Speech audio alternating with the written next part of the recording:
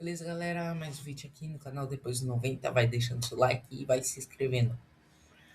Falando dos principais jogos e das principais notícias desses últimos dias, dessa segunda e do fim de semana. Curitiba empatou por 2-2 com o Inter. O Fluminense também empatou por 2-2 contra o Vitória. O Bahia perdeu do Cruzeiro por 2-1. O Atlético Mineiro empatou com o Botafogo por 1-1. Lá no Mangueirão, o Remo empatou com o Palmeiras com gol no finalzinho de Bruno Fux, só que aos 94, só que o gol foi anulado e seguindo o jogo 1-1, acabando com o empate. No Clássico Paulista, Corinthians e São Paulo, Corinthians venceu por 3-2. O Mirassol empatou com a Chapecoense por 1-1. Também entre dois times paulistas, o Santos venceu por 2-0 Red Bull Bragantino com um gol de Neymar. O Flamengo, com uma vitória magra, conseguiu vencer o Grêmio por 1-0.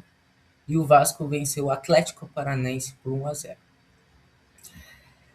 E com o G4 ficando com Palmeiras na frente, Flamengo em segundo lugar, e o São Paulo em terceiro lugar e o Fluminense em quarto lugar, com o Palmeiras mesmo com empate na frente do Flamengo. O Flamengo está com 30 pontos e o Palmeiras com 34, só que o Flamengo tem um jogo a menos. Indo para a Europa, na Inglaterra, o City, pela Premier League, o Manchester City, venceu por goleada ao Brentford por 3-0, com gol de Jeremy Doku, Erling Haaland e Marmoush. Também num clássico inglês, o Liverpool empatou com o Chelsea, time londrino, por 1-1, com o Gravenberch fazendo um gol muito bonito aos 6 minutos no início, mas aos 35 o Chelsea conseguiu empatar com o gol de Enzo Fernandes. O Arsenal, lá em Londres, né, com o clássico londrino, Arsenal e West Ham, na casa do West Ham, o Arsenal conseguiu vencer por 1-0, vitória magra, com um gol decisivo de Leandro Trossard. E nos acréscimos teve um gol do West Ham, mas foi anulado por causa de uma falta em cima do Raya em um lance de escanteio, o que pode ter salvado essa temporada do Arsenal, assim sendo um VAR que pode decidir essa Premier League. O City com um jogo a menos do que o Arsenal, né? E 5 pontos atrás do Arsenal, se eu não me engano. Mas ainda tem um jogo a menos. O Arsenal vai jogar mais 2 jogos e o City vai jogar mais 3 jogos. Indo para a Espanha, no clássico Real Sociedad e Real Betis, no final acabou por 2-2, com o Real Betis fazendo 2-0, mas aos 91 de pênalti, o Oyarzabal faz gol para a Real Sociedad para terminar empatado o clássico por 2-2.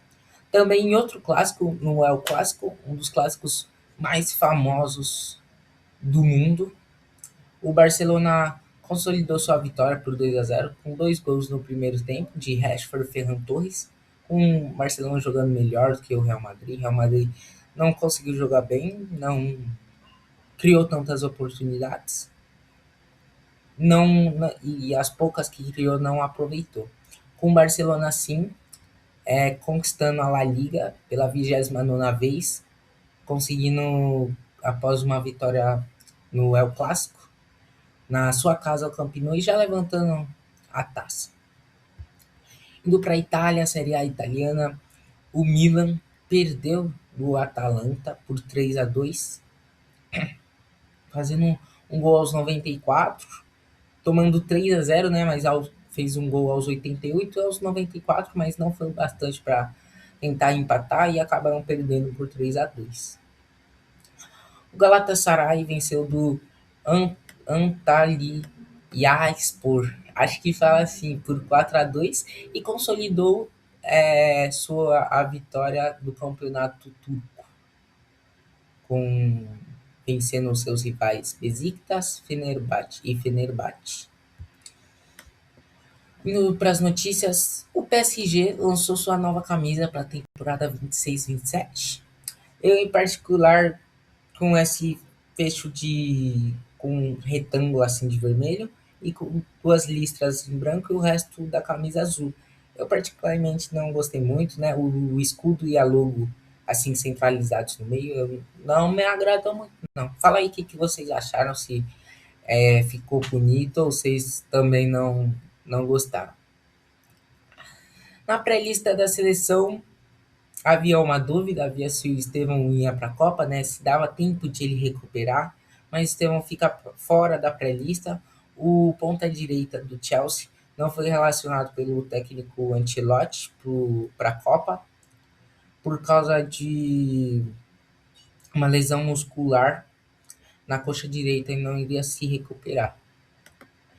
Mas a pré-lista vem com 55 nomes e nesses nomes os goleiros são Alisson, Ederson, Bento, Hugo Souza, John, que é do Nottingham Forest, e o Carlos Miguel.